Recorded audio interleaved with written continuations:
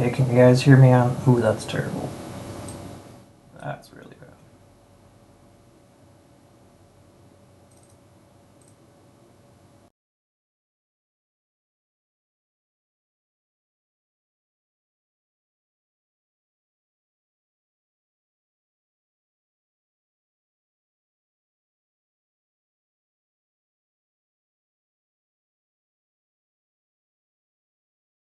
It does work.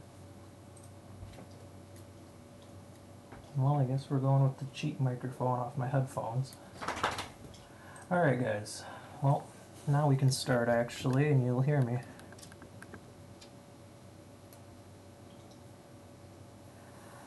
Alright, so what's up? Who do we got in here? Charlie Boy, Jaden, Megawatt, Kobe. You guys are the first in here. Welcome in Brian, Ray. What the hell? It's not working again.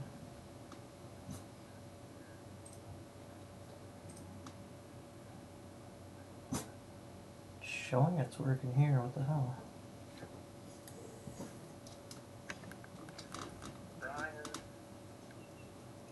Oh, it is working. Alright, careful with your headphone, guys. Turn it up a little bit.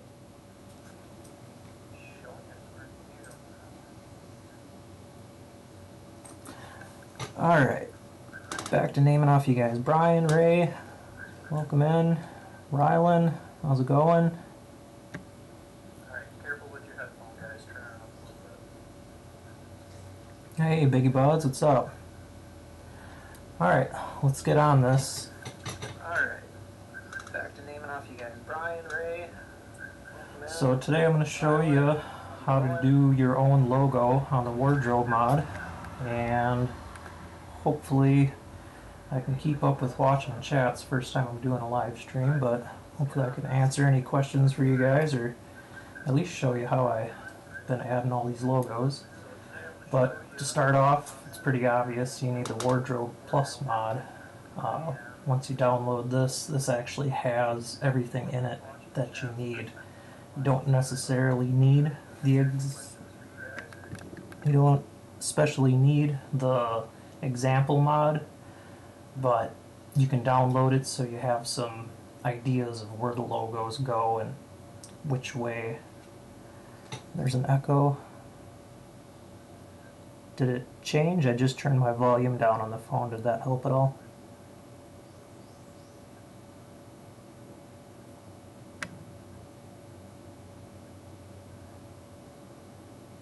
Pretty long latency here, so it's hard for me to tell. Did it change? I just turned my volume down on the phone. Did that help at all?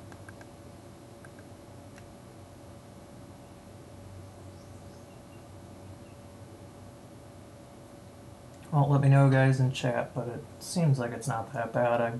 Probably because I have my phone right next to my mic. Alright, thanks, Jaden. Alright, so yeah, once you have the Wardrobe Plus mod downloaded, if you open it up, there is a, where is it here?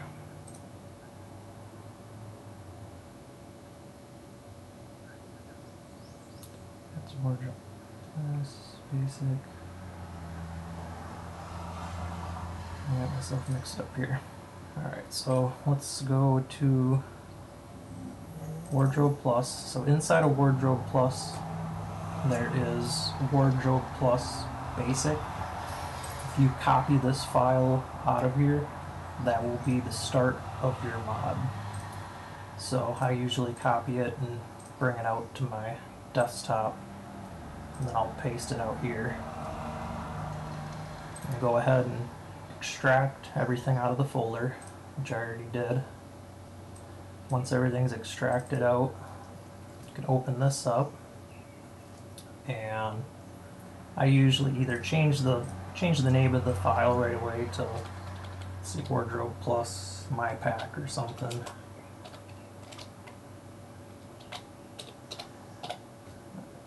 That way you know it's yours. And then once you're in here, you can open up the mod desk. and switch the name around a little bit so you can find it. I just switched it to tutorial, and then these are usually all together when you open it up. I just kind of go through and add spaces so that way every time I add a new file in, it'll actually, it's easier to kind of sort through it, especially once you get like my pack that I'm working on. If I can find it. Here's how it looks in my pack. I got, I think, over 60 items in the pack so far. Yeah, Jaden, I got the door open in the house right now. I'll try dialing in my OBS filter settings tonight, but we'll see how it goes. But so yeah, this will kind of help your structure of your mod desk if you start getting a lot of them in there. But let's get to the meat and potatoes part of the making your own decal here. So once you have your Wardrobe Plus mod set up, you got your mod desk opened up, and you start changing your title around so that way you can pick it out in your mod folder. What you're going to do is you're going to open up your textures, and these all just have blank textures. So these are actually what you're going to paste your logos onto. So let's do a hoodie just to kind of show everybody. It's going to be easy to see how it's set up.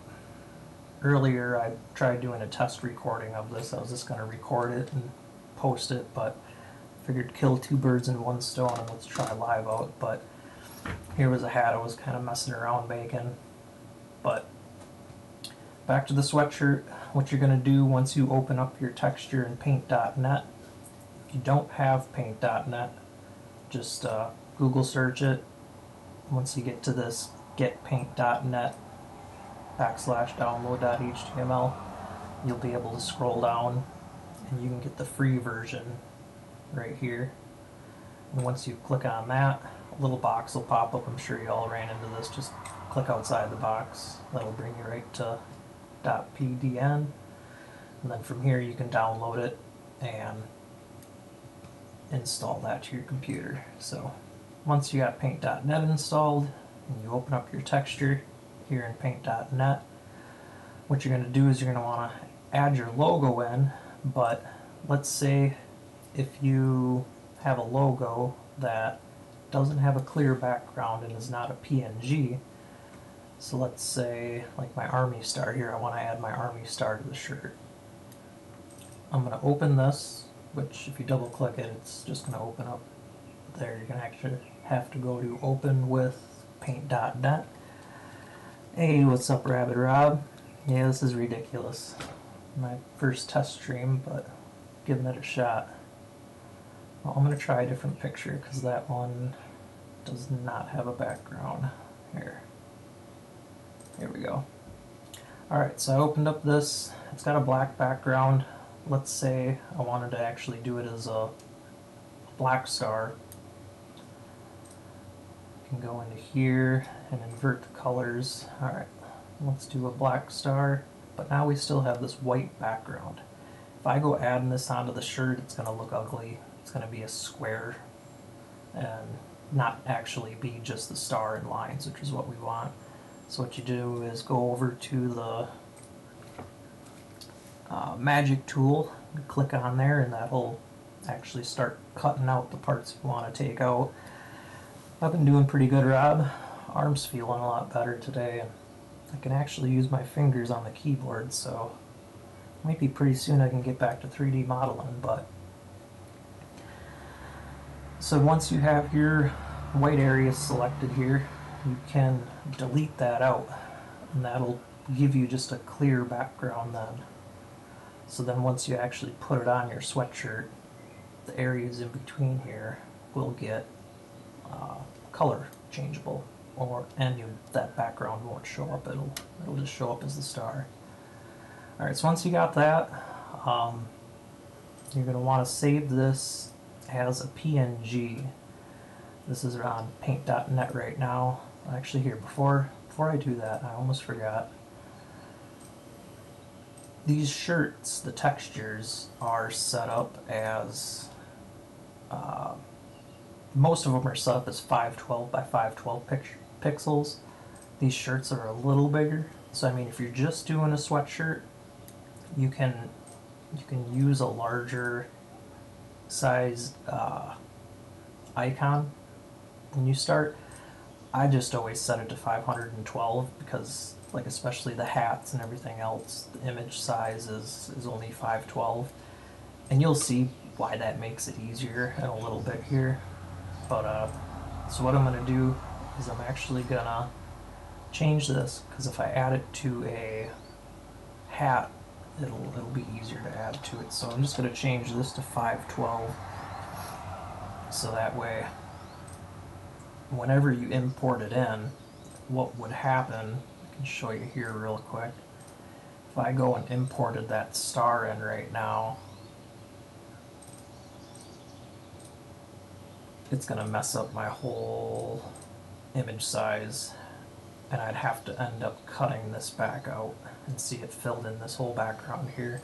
So you don't want to do that. You want to have your logo you're starting with the same size or smaller than the texture you're putting it on. Save you lots of trouble, save you lots of headache, and just makes it a lot smoother. So what you want to do is go image, resize, I already did that. You're going to save this as a PNG, and then I'm going to do my decals. So actually I'm going to save this as my Army Star. And since I already have one done that's a larger size, or larger file size, I'm going to label this as 512 so I know it's the right size.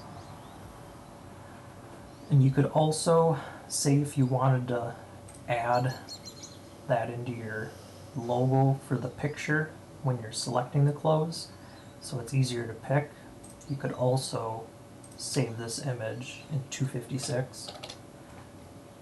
Like I said, it makes it easier, especially if you're doing multiple clothes. Oops, I actually saved it as 512. But just makes it easier down the road, especially when you're adding it to more than one clothing item. Then you don't have to resize every time. Let me do this the correct way. 256. And then I'm going to save as 256. Okay, so now that I got my logo saved in both 512 and 256, it'll make making the sweatshirt a lot easier. So now I got the sweatshirt here. What I'm going to do is go to Layer, Import from File, and I'm going to find my Army Star 512. I'm going to open it. Now you see it added it to a new layer, which is good. That's how we want it for right now. You're going to hold the Shift key and grab this box in the corner, and then you can size your logo without skewering it. If you don't hold the Shift, you're going to end up with a very oddly shaped star. So before you click on it, hold down Shift, go ahead and scale it to the size you want it. If you let go of Shift too early, it'll end up doing that. But how did I do it? Alright, so I'm going to size this to put on the back of the sweatshirt here. It's pretty easy to see on the sweater where the design goes and how it's set up. But if it's something like the t-shirt female, it's super hard to figure out where it goes. That's where possibly either looking at, per se, my mod, or if you download the example mod, which I got here, if you download the example mod, this kind of gives you an idea on where the front and where the back is. They've been usually doing the big logo on the back, small logo on the front. That's kind of how I've been doing mine. So this will kind of be like a map of where you're going to put your logo. And so what you would do is, once you got your logo here, you know where you're putting it on your sweater or hat or whatever, Once you got it in the spot you like it, before you save this, what I've been doing that makes it really easy is you cut it back out, and if you have more than one logo on here, so you got one on the front, just make sure you select both logos and you make sure all logos you're adding are on this layer and you have all of them selected.